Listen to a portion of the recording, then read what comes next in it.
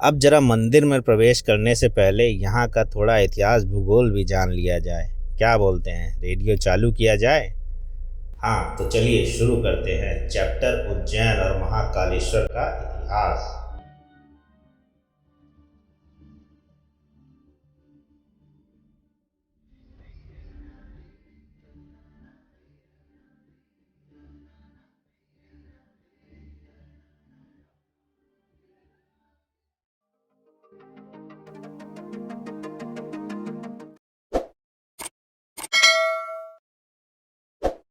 हर हर महादेव सभी को। तो भैया काशी कॉरिडोर के दर्शन तो हमने पिछले साल ही कर लिए थे, और अगर आप काशी कॉरिडोर दर्शन से वंचित रह गए हैं तो आई बटन पर क्लिक करके आप वो भी कर सकते हैं। अब कलयुग डिजिटल युग में जो परिवर्तित होता जा रहा है। फिलहाल काशी के बाद बारी है उज्जैन की, पर हाँ यहाँ अभी मोदी जी का भाषण और कॉरिडोर का उद्घाटन दोनों ही पेंडिंग है। फिलहाल अपन 1 नंबर गेट के पास में है। अब गेट नंबर 1 पर इसलिए क्योंकि हमें आज करने हैं गर्भगृह दर्शन, और उसके लिए पहले यहाँ पर टिकट विंडो से टिकट लिया जाएगा, जो कि है 1500 रुपये 2 व्यक्तियों के लिए। अब महादेव की कृपा से गृहस्थ जीवन में हैं तो 2 का बता रहे हैं। वैसे सिंगल्स के लिए भी 750 रुपये में टिकट मिलता है। और अपने बगल में है भस्म आरती का बुकिंग काउंटर। पर अगर आपको भस्म आरती दर्शन करने हो तो सुनियोजित कार्यक्रम बनाकर आएँ, क्योंकि तत्काल सुविधा फिलहाल के लिए उपलब्ध नहीं है। और हाँ, जब भस्म आरती की बात चल ही रही है तो बता दें कि भस्म आरती का समय सुबह 4 बजे का है, और तब से लेकर रात्रि 11 बजे तक भक्तगण महाकाल के दर्शन का सौभाग्य प्राप्त कर सकते हैं। अब जब गर्भगृह में दर्शन करने हैं तो प्रोटोकॉल भी फॉलो करना पड़ेगा। तो भक्तजनों, हम आ गए हैं चेंजिंग रूम में, क्योंकि गर्भगृह में प्रवेश के लिए पुरुषों और महिलाओं दोनों को धोती पहनकर जाना अनिवार्य है। और सिद्धि धोती पहनेंगी। आपके लिए बहुत हार्दिक तमन्ना थी कि कुर्ता पहनो, धोती पहनी जाए। हाँ। बाबा ने कहा बिना धोती पहने आना। देखे देखे देखे देखे देखे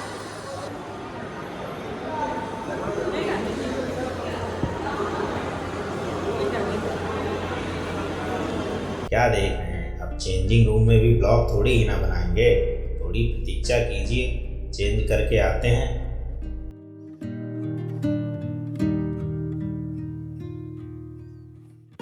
खैर, चेंज करने के बाद सोचा जरा कैमरामैन की काबिलियत देखी जाए।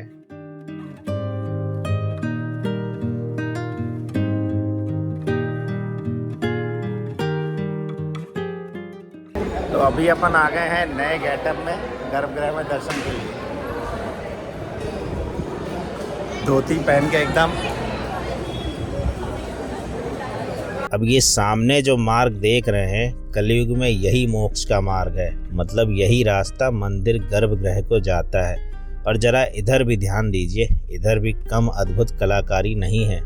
यही है वो कॉरिडोर का हिस्सा। बिल्कुल काशी जैसा फील दे दिए हैं। धन्य हो मोदी जी।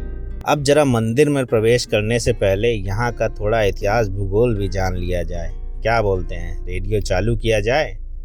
हाँ तो चलिए शुरू करते हैं चैप्टर उज्जैन और महाकालेश्वर का इतिहास। महाकालेश्वर ज्योतिर्लिंग 12 ज्योतिर्लिंगों में से एक है, जो कि मध्य प्रदेश में शिप्रा नदी के तट पर स्थित उज्जैन नगर में है।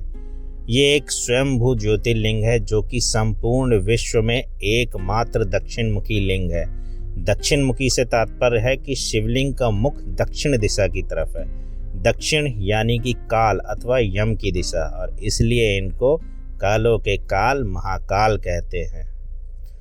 1235 ईस्वी में इल्तुतमिश के द्वारा इस मंदिर का विध्वंस किए जाने के बाद से यहाँ जो भी शासक रहे, उन्होंने इस मंदिर के सौंदर्यीकरण को प्रमुखता दी है, और आज इस मंदिर की भव्यता इसी का प्रतीक है। एक समय में जब मालवा क्षेत्र में यवनों का शासन था तो यहाँ की प्राचीन धार्मिक परंपराएं लगभग नष्ट हो चुकी थी। लेकिन 1690 ईस्वी में मराठाओं ने मालवा क्षेत्र में आक्रमण करके अपना आधिपत्य स्थापित कर लिया। तत्पश्चात उज्जैन का खोया हुआ गौरवशाली इतिहास भी पुनः जीवित हो उठा। मराठाओं के शासनकाल में यहाँ पर 2 महत्वपूर्ण घटनाएं घटी। पहली, महाकालेश्वर मंदिर का पुनर्निर्माण और ज्योतिर्लिंग की पुनर्प्रतिष्ठा, और दूसरी सिंहस्थ पर्व स्नान, जिसे कुंभ मेला भी कहा जाता है, की स्थापना। इसी क्रम में आगे चलकर राजा भोज ने इस मंदिर का विस्तार कराया था। मंदिर में एक छोटा सा जल स्रोत है जिसे कोटि तीर्थ कहा जाता है। ऐसा माना जाता है कि जब इल्तुतमिश ने मंदिर को तुड़वाया था तो मुख्य शिवलिंग को इसी कोटि तीर्थ में छिपा दिया गया था। महाकालेश्वर की एक और विशेषता है इनकी भस्म आरती, जो कि ताजी चिता की भस्म से संपन्न होती है। इस भस्म आरती को स्त्रियां नहीं देख सकती हैं, और अगर सामने कोई स्त्री होती भी है तो उसे घूंघट करना पड़ता है। ये भी मान्यता है कि अगर महाकाल के दर्शन करने हो तो जूना महाकाल के दर्शन भी अवश्य करें। जूना महाकाल का मंदिर भी महाकाल मंदिर के परिसर में ही स्थित है। वैसे तो उज्जैन महाकाल के लिए ही प्रसिद्ध है, परंतु बहुत कम लोग ही जानते हैं कि उज्जैन में 3.5 काल विद्यमान है। प्रथम स्वयं महाकाल, द्वितीय काल भैरव, तृतीय गढ़कालिका और अर्धकाल भैरव। 12 ज्योतिर्लिंगों में से महाकाल ही सर्वोत्तम शिवलिंग है। इसलिए कहते हैं कि आकाशे तारकम लिंगम पाताले हाटकेश्वरम भूलोके च महाकालो लिंगत्रय नमोस्तुते। तात्पर्य: आकाश में तारक शिवलिंग, पाताल में हाटकेश्वर तथा पृथ्वी पर महाकालेश्वर ही मान्य शिवलिंग हैं। एक और महत्वपूर्ण तथ्य ये है कि वर्तमान युग में भी उज्जैन के राजा महाकाल ही हैं। राजा विक्रमादित्य के शासनकाल के बाद से ही यहाँ कोई भी राजा रात में नहीं रुक सकता। जिस किसी ने भी ये दुस्साहस किया वो संकटों से घिर जाता है। इसलिए वर्तमान में भी कोई मुख्यमंत्री, प्रधानमंत्री आदि यहाँ रात्रि प्रवास नहीं करते हैं।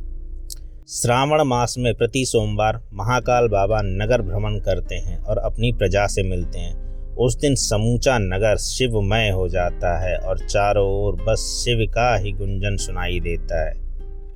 तो अब चलिए चलते हैं गर्भगृह के दर्शन करने।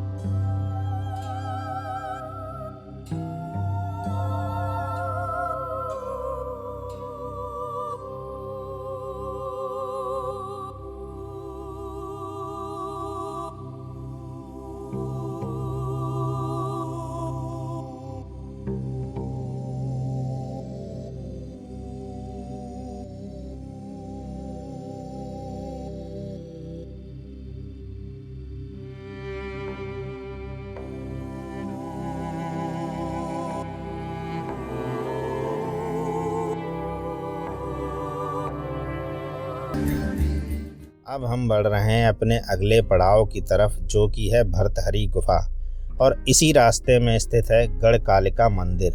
गढ़कालिका मंदिर की प्राचीनता के विषय में कोई नहीं जानता, फिर भी माना जाता है कि इस मंदिर की स्थापना महाभारत काल में हुई थी। हालांकि देवी की मूर्ति सतयुग काल की बताई जाती है। कलयुग में महाकवि कालिदास कालिका देवी के बहुत बड़े उपासक हुआ करते थे। ऐसा कहा जाता है कि महाकवि के मुख से सर्वप्रथम श्यामला दंडक नामक महाकाली स्तोत्र निकला था, जो कि उनकी अभूतपूर्व रचनाओं में से एक है। यहाँ प्रत्येक वर्ष कालिदास समारोह के आयोजन से पूर्व माँ कालिका की आराधना की जाती है। और इसी के समीप है भर्तहरि गुफा। कहा जाता है कि भर्तहरि प्राचीन उज्जैन के राजा थे, जो अपना राजपाट विक्रमादित्य को सौंपकर इस भर्तहरि गुफा में तपस्या करने आ गए। उन्होंने यहाँ 12 वर्षों तक तपस्या करी। राजा भर्तहरि ने वैराग्य शतक नामक ग्रंथ की भी रचना की, जो कि काफ़ी प्रसिद्ध है। इस स्थान पर 2 गुफाएं हैं। पहली गुफा में थोड़ी सीढ़ियां उतरकर महायोगी मत्स्येंद्र नाथ की प्रतिमा स्थित है, और इस तल से नीचे भी एक तल है, जहां का रास्ता अत्यंत सकरा और घुटन भरा है। सबसे निचले तल में छोटे छोटे कई मंदिर हैं और इन्हीं मंदिरों के साथ में एक महादेव का मंदिर भी स्थापित है।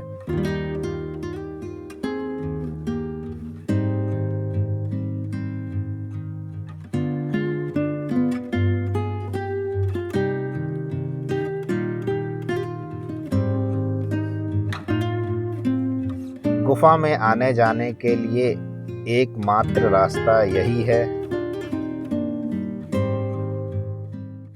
दूसरी गुफा है श्री गोपीचंद गुफा, जो कि ज़्यादा नीचे तक नहीं अपितु काफ़ी गहराई में बनी हुई है।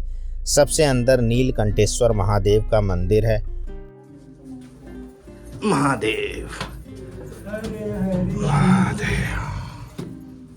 और मुख्य प्रांगण में गुरु गोरखनाथ का मंदिर है। फिलहाल इस बार की उज्जैन यात्रा में इतने कुछ दर्शनीय संभव हो पाए, पर अगली बार संपूर्ण उज्जैन के दर्शन का प्लान भी बनाया जाएगा। तो होटल से चेकआउट करने के बाद अब हम निकल पड़े हैं वापसी की यात्रा पर, और आपसे मिलते हैं सीधे झांसी में।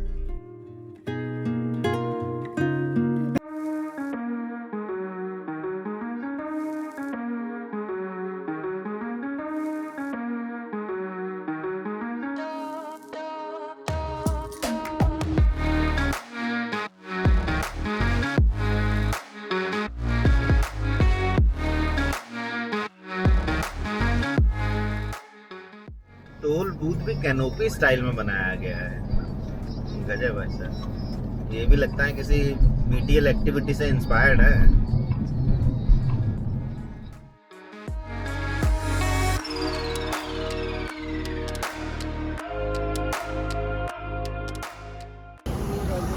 तो अभी अपन ने ले लिया है एक ब्रेक, और ये इस रोड पे पड़ता है UP dhaba, Jaunpur Pratapgarh family restaurant.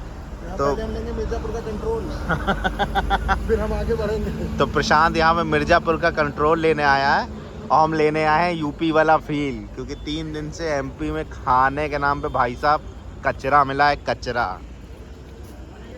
तो इसलिए यहाँ अभी ने अपन ने ऑर्डर दिया है मिक्स पकौड़ा, पनीर पकौड़ा, चाय एंड कॉफ़ी। ये देखिए, ये सिद्धि का ब्रेक टाइम है। इनको ब्रेक टाइम में नाचना ही आता है। अरे बस बस बस। तो आ गई है अपनी कॉफ़ी, ये रही चाय, और उधर रही चाय।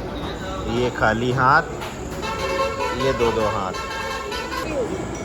ये आ गई हैं अपनी मिक्स पकौड़ी और पनीर पकौड़ी। दिखाते हो काली मिर्च नहीं है, ये तो पनीर है भाई, पनीर। तमाम में काली मिर्च नहीं है। गलती से इनके में भी पनीर है।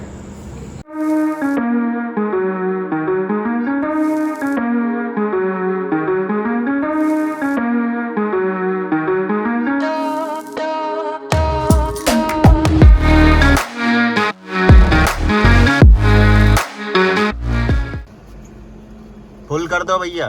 नहीं, हाँ 5000 का। 5000 का। 5000 में फुल नहीं होगा। क्या रेट है? 89.42। 10,000 का डलवा चुके हैं तेल, 111 लीटर आ चुका है हमारी गाड़ी में। 10,000 का टंकी में तेल बढ़वा लिए हैं। जितना गाड़ी में आया गाड़ी में, बाकी प्रशांत अपनी जेब में। मेरी भाभी के जन्म में ऋषि को भी दिया है कुछ। ऋषि है? हाँ, उतना भी भर रहा तेल। ऋषि दिख तो रहा है। अच्छा हो, जेब में तेल, जेब में तेल दिखा। खाली होने से पहले बताइएगा। जाते समय झांसी में ही फुल कराया था, अब वापसी में झांसी में ही आके फिर से पड़वाना पड़ रहा है। इन्हीं का तो पेट्रोल पंप था, 10% डिस्काउंट दिए थे अप्रूवल लेके ऊपर। ई वाला पोर्शन काट दिया जाएगा।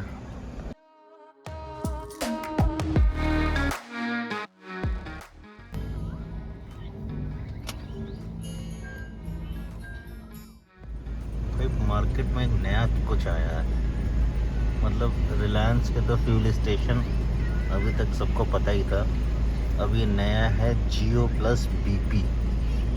तो जियो ने बीपी के साथ टाई अप करके ये अपने एक कुछ fuel station, I think future में इनका ईवी चार्जिंग का भी प्लान है, बट फिलहाल तो ये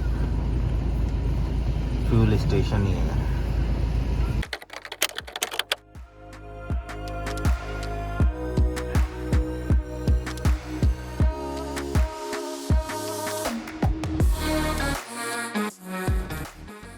तो उज्जैन की यात्रा संपन्न करके ब्रह्म मुहूर्त में हम पहुंच गए हैं वापस लक्ष्मणपुरी अर्थात लखनऊ। और इस कथा को मतलब कि इस वीडियो को भी यहीं करते हैं संपन्न, और आपसे मिलेंगे फिर किसी और यात्रा पर। और तब तक के लिए महाकाल का गुणगान करते रहिए। और वैसे भी सावन का महीना चल ही रहा है, तो कोशिश करिए महाकाल दर्शन करने की। और अगर महाकाल ने चाहा तो अवश्य ही आप भी हमारी तरह उज्जैन भ्रमण कर पाएंगे। अगर ये वीडियो आपको पसंद आया हो तो वीडियो को लाइक करें, कमेंट करें और चैनल को सब्सक्राइब करें। फिर मिलते हैं आपसे, तब तक के लिए जय शिव शंभू।